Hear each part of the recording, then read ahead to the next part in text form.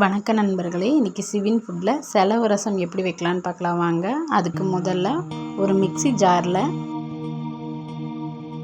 சின்ன வெங்காயம் ஒரு 6 சேர்த்துக்கலாம், 5 பல் பூண்டு சேர்த்துக்கலாம், ஒரு சின்ன ஸ்பூனில் 1 ஸ்பூன் அளவுக்கு சீரகம் சேர்த்துக்கலாம், 1 ஸ்பூன் மிளகு சேர்த்துக்கலாம், சேர்த்துட்டு 2 வரமிளகா சேர்த்துக்கலாம், ஒரு சின்ன ஸ்பூனில் 2 ஸ்பூன் அளவுக்கு வரமல்லி சேர்த்துக்கலாம்.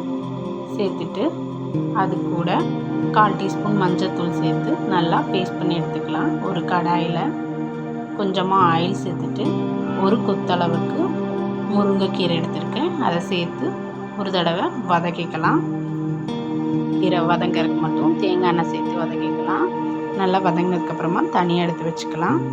இப்போ தாளிக்கிறதுக்கு அதே கடாயில் 1 டீஸ்பூன் ஆயில் சேர்த்து கடுகு சேர்த்துக்கலாம். கடுகு நல்லா பொரிஞ்சதும் வெங்காயம் கருவேப்பிலை உள்ள சேர்த்துக்கலாம். நல்லா வதக்க விட்டுக்கலாம். ஒரு தடவை நல்லா வெங்காயம் கருவேப்பிலை வதங்கினதுக்கப்புறமா பேஸ்ட் பண்ணி வச்சுருக்க பச்சை செலவை உள்ளே சேர்த்துக்கலாம். சேர்த்துட்டு தேவையான அளவு தண்ணி சேர்த்துக்கலாம். வதக்கி வச்சுருக்க முருங்கைக்கீரையும் சேர்த்துக்கலாம். தேவையான அளவு உப்பு சேர்த்துக்கலாம்.